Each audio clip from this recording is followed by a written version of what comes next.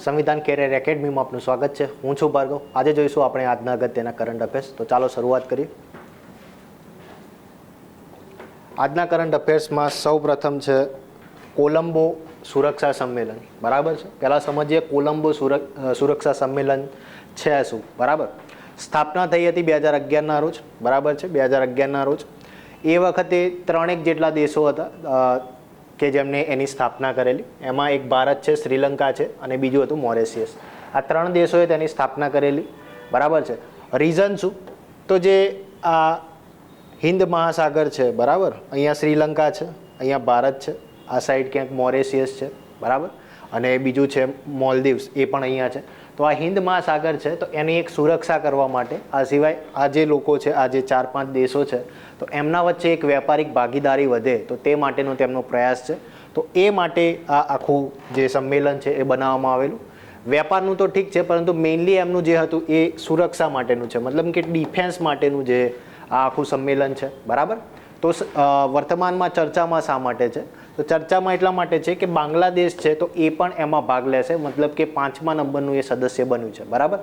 અત્યાર સુધી 4 સદસ્યો હતા અને 5મા નંબરનું જે બાંગ્લાદેશ છે તો એ પણ તેનું સદસ્ય બન્યું છે. બરાબર. તો હવે ટોટલ કેટલા 5 જેટલા સદસ્યો થયા છે. એમાંના એક છે ભારત, બીજું છે શ્રીલંકા, ત્રીજું મોરેશિયસ, ચોથું છે માલદીવ્સ, બરાબર, અને 5મું બાંગ્લાદેશ બન્યું છે તે. બરાબર. તો આપણે યાદ શું રાખીશું? તો આપણે ખાલી એટલું યાદ રાખીશું કે 5મું સદસ્ય કોણ બન્યું છે. બરાબર. તો એ છે બાંગ્લાદેશ. ચલો, બીજા એક નવા સદસ્યો બન્યા હતા આ વર્ષે જ આપણે જોયેલું. એક તો છે આસિયાનમાં. બરાબર. 11મા નંબરનું જે સદસ્ય બન્યું હતું તે છે ઈસ્ટ તિમોર. બરાબર છે. પૂર્વ તિમોર બન્યું હતું.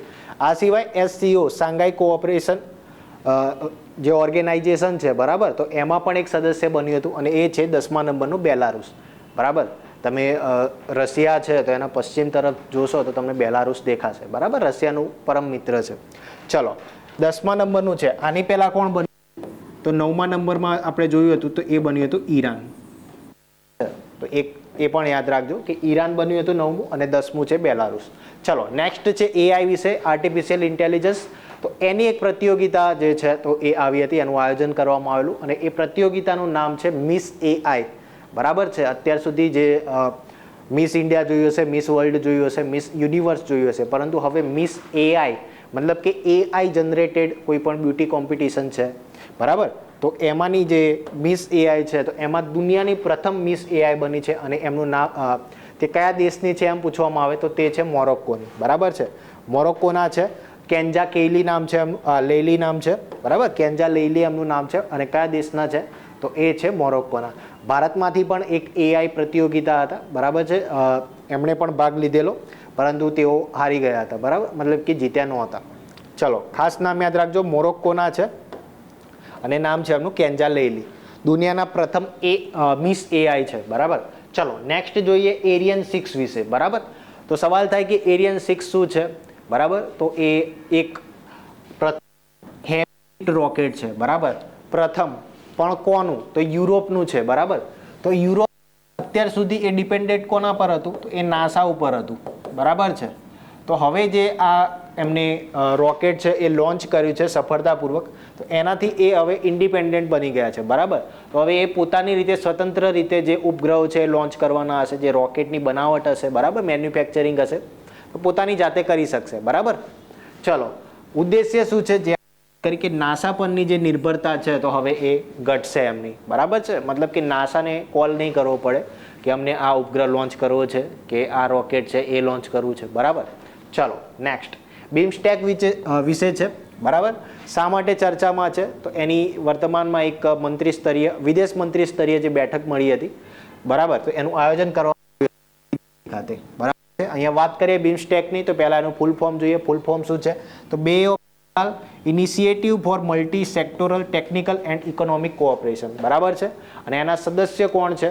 તો બાંગ્લાદેશ છે, ઇન્ડિયા છે, ત્યારબાદ છે શ્રીલંકા છે, નેપાળ છે, ભૂટાન છે અને મ્યાનમાર છે. બરાબર. ટોટલ 7 જેટલી કન્ટ્રીઝ છે. બરાબર. હવે સવાલ થાય કે હેડક્વાર્ટર ક્યાં આવેલું છે એનું? જે બીમસ્ટેક છે એનું, તો એનું હેડક્વાર્ટર આવેલું છે ઢાકામાં. અને ઢાકા ક્યાં આવેલું છે? બાંગ્લાદેશમાં. બરાબર. ચલો, નેક્સ્ટ જોઈએ.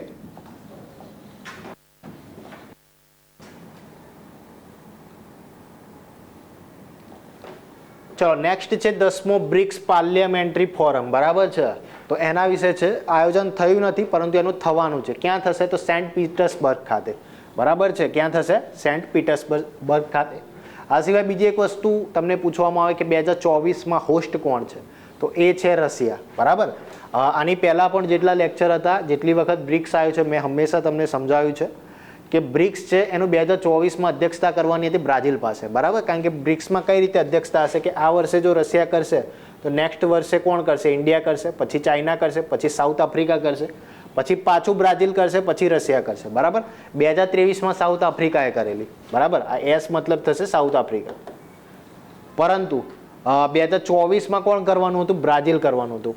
પણ બ્રાઝિલ છે એ શેમાં વ્યસ્ત છે? તો G21ની બેઠકમાં, બરાબર. એ G20 નથી, હવે G21 થઈ ગયું.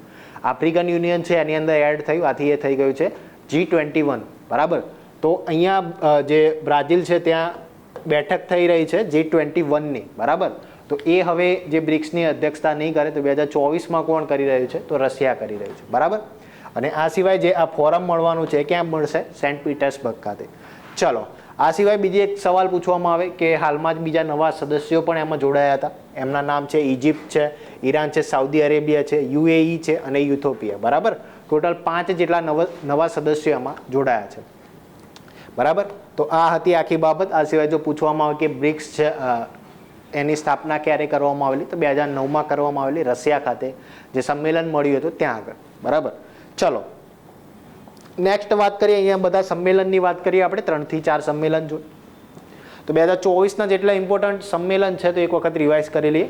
તો ચાલો, સૌ પ્રથમ જોયું હતું આપણે વર્લ્ડ ફ્યુચર એનર્જી સમિટ, એ કરવામાં આવેલું આયોજન UAE ખાતે.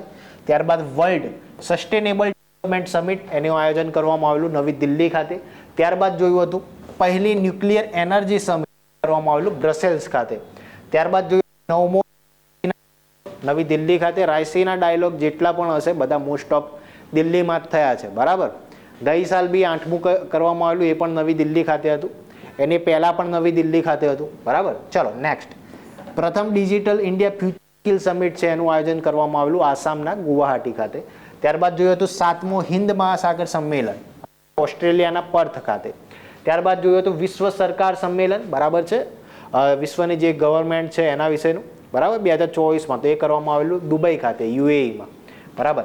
ત્યારબાદ યુનેસ્કો વર્લ્ડ હેરિટેજ સમિટ કરવામાં આવેલી ભારત ખાતે, સોરી કરવામાં આવેલી નહીં, પરંતુ એ જે સમિટ છે એનું 2024માં હોસ્ટ કોણ છે? તો એ છે ભારત, બરાબર. ભારત છે એ 2024માં અધ્યક્ષતા કરશે. યુનેસ્કો પરથી બીજી એક વસ્તુ યાદ આવે, આપણે એક સાહિત્યનું જે છે એ જાહેર કરવામાં આવેલું, અને એ છે કેરળનું કોઝીકોડ.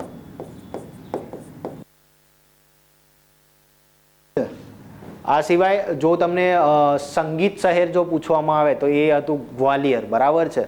તો એક આ બંને યાદ રાખજો. આ સિવાય જે આર્ટ એન્ડ ક્રાફ્ટની રીતે પણ આપણે જોયું હતું તો એમાં હતું શ્રીનગર, જમ્મુ કાશ્મીરનું, બરાબર. તો આ ત્રણેય યાદ રાખજો. જો સાહિત્યની રીતે પૂછવામાં આવે તો કેરળનું કોઝીકોડ હતું, યુનેસ્કો દ્વારા જાહેર કરવામાં આવ્યું છે. જો સંગીતનું શહેર પૂછવામાં આવે તો એ છે ગ્વાલિયર, અને બીજું જો તમને આર્ટ એન્ડ ક્રાફ્ટનું પૂછવામાં આવે તો એ છે શ્રીનગર. શ્રીનગર આઈ થિંક 2021માં એને જાહેર કરવામાં આવેલું, બરાબર. ચલો next, vibrant Gujarat global trade show, બરાબર છે. વાઇબ્રન્ટ ગુજરાત જેટલી 2007થી આઈ થિંક શરૂઆત કરવામાં આવેલી, તો ત્યારથી લઈને અત્યાર સુધી એ જે છે એ ગાંધીનગરમાં જ થાય છે, બરાબર. ચલો, 9મા જે રાષ્ટ્રીય વિજ્ઞાન મહોત્સવ કરવામાં આવેલો ફરીદાબાદ ખાતે, અને પહેલા પણ ફરીદાબાદ ખાતે જ થયો હતો 8મો. ચલો નેક્સ્ટ છે 27મો રાષ્ટ્રીય યુવા મહોત્સવ, એ કરવામાં આવેલું મહારાષ્ટ્ર નાસિક ખાતે, બરાબર. તો આ બધા અગત્યના છે. ચલો નેક્સ્ટ જોઈએ. નેક્સ્ટ છે એ છે એક એક્સરસાઇઝ વિશે, અને એનું નામ છે પીચ બ્લેક અભ્યાસ, બરાબર. હવે જે આ અભ્યાસ છે એનું આયોજન કરવામાં આવેલું ઓસ્ટ્રેલિયા ખાતે, બરાબર. હવે આ છે એક મલ્ટીનેશનલ ડિફેન્સ એક્સરસાઇઝ, બરાબર. મતલબ કે 1 કે 2 દેશો ભાગ નહીં લે, વધારે પડતા જે 2 થી વધારે જે દેશો છે એ ભાગ લેશે, બરાબર. ટોટલ કેટલા 20 દેશોએ ભાગ લીધેલો આની અંદર. એમાં એક દેશ છે એ ભારત પણ હતો, આથી આપણે આ યાદ રાખીશું કે ક્યાં આગળ તેનું આયોજન કરવામાં આવેલું અને ભારતે ભાગ લીધો હતો કે નહોતો લીધો. હવે ભારત વતી કોને ભાગ લીધેલો? તો ભારત વતી ભાગ લીધેલો સુખોઈ જે વિમાન છે MK, બરાબર. સુખોઈ 30 MK જે વિમાન છે એને લખવામાં આવશે આ રીતે SU-30MK, બરાબર. તો આ વિમાને ત્યાં આગળ છે તો ભાગ લીધેલો, બરાબર છે. ચલો, આની પહેલાં આપણે જે કરંટ અફેર્સ છે એમાં જોયેલું ગયા લેક્ચરમાં કે હોપેક્સ એક્સરસાઇઝ એક જોઈ હતી અને એ કરવામાં આવેલી ભારત અને ઇજિપ્ત વચ્ચે, અને ક્યાં કરવામાં આવેલી તો ઇજિપ્ત ખાતે. ચલો, અહીંયા વાત કરીએ ડિફેન્સ એક્સરસાઇઝની તો 2024ની બધી જ અગત્યની ડિફેન્સ એક્સરસાઇઝ જોઈ લઈએ. ચલો, શરૂઆત કરીએ આપણે ડેઝર્ટ સાયક્લોન પરથી. તો ભારત અને UAE વચ્ચે કરવામાં આવેલું ક્યાં આગળ તો રાજસ્થાન ખાતે. કાઇઝિન એક્સરસાઇઝ એ ભારત અને જાપાન વચ્ચે કરવામાં આવેલું ક્યાં આગળ તો ચેન્નઈ ખાતે. ત્યારબાદ જોયું હતું અયુથયા એક્સરસાઇઝ, એ કોના વચ્ચે કરવામાં આવેલું ભારત અને થાઇલેન્ડ વચ્ચે. ચલો, નેક્સ્ટ છે સાયક્લોન એક્સરસાઇઝ, બરાબર છે. ઉપર છે ડેઝર્ટ સાયક્લોન છે, આ સાયક્લોન છે, બરાબર. એના પછી બીજી ડેઝર્ટની બીજી પણ એક એક્સરસાઇઝ આવશે, બરાબર. તો એ ત્રણેયમાં કન્ફ્યુઝન ના થાય એ ધ્યાન રાખજો. આ છે સાયક્લોન એક્સરસાઇઝ, બરાબર. સાયક્લોન એક્સરસાઇઝનું બીજું સંસ્કરણ તો કોના વચ્ચે કરવામાં આવેલું ભારત અને ઇજિપ્ત વચ્ચે. ક્યાં કરવામાં આવેલું તો ઇજિપ્ત ખાતે. ગઈ વખત પણ ઇજિપ્ત ખાતે જ કરવામાં આવેલું, આ એનું બીજું સંસ્કરણ છે, બરાબર. ચલો, ત્યારબાદ જોયું હતું ખંજર એક્સરસાઇઝ, એ કરવામાં આવેલું ભારત અને કિર્ગિસ્તાન વચ્ચે. ક્યાં આગળ કરવામાં આવેલું એ પૂછવામાં આવે તો હિમાચલ પ્રદેશનું જે બકલો છે ત્યાં આગળ. ચલો, નેક્સ્ટ જોયું હતું આપણે ડેઝર્ટ, બરાબર. દેખો, અહીંયા ડેઝર્ટ છે, અહીંયા સાયક્લોન છે, અહીંયા સાયક્લોન છે અને અહીંયા પણ ડેઝર્ટ, બરાબર. તો કન્ફ્યુઝન ના થાય. ડેઝર્ટ સાયક્લોનનું ડેઝર્ટ નાઇટનું પૂછવામાં આવે તે કરવામાં આવેલું ભારત, ફ્રાન્સ અને UAE વચ્ચે, બરાબર. ક્યાં આગળ કરવામાં આવેલું તો એ કરવામાં અરબ સાગર. ચલો, નેક્સ્ટ છે સદાતંશિક, એ કરવામાં આવેલું ભારત અને સાઉદી અરેબિયા વચ્ચે. ક્યાં આગળ પૂછવામાં આવે તો રાજસ્થાન ખાતે. ત્યારબાદ જોયું હતું મિલન એક્સરસાઇઝ, એ કરવામાં આવેલું ઇન્ડિયન નેવલ ફોર્સ છે તો એની જેટલી પણ શાખાઓ છે એમના વચ્ચે વિશાખાપટ્ટનમ ખાતે. ત્યારબાદ જોયું હતું ટાઈગર ટ્રમ્પ, બરાબર, એ કરવામાં આવેલું USA અને ભારત વચ્ચે. કઈ જગ્યાએ તો ભારતનું જે પૂર્વી સમુદ્રી તટ છે, બંગાળની ખાડી કહો કે કોરોમંડલ બાજુનો જે પ્રદેશ છે ત્યાં આગળ કરવામાં આવેલું, બરાબર. નેવલ એક્સરસાઇઝ છે. ત્યારબાદ જોયું હતું પૂર્વી લહેર અભ્યાસ, એ કરવામાં આવેલો ભારતીય નૌસેના દ્વારા. ક્યાં કરવામાં આવેલું તો પૂર્વ તટ ખાતે.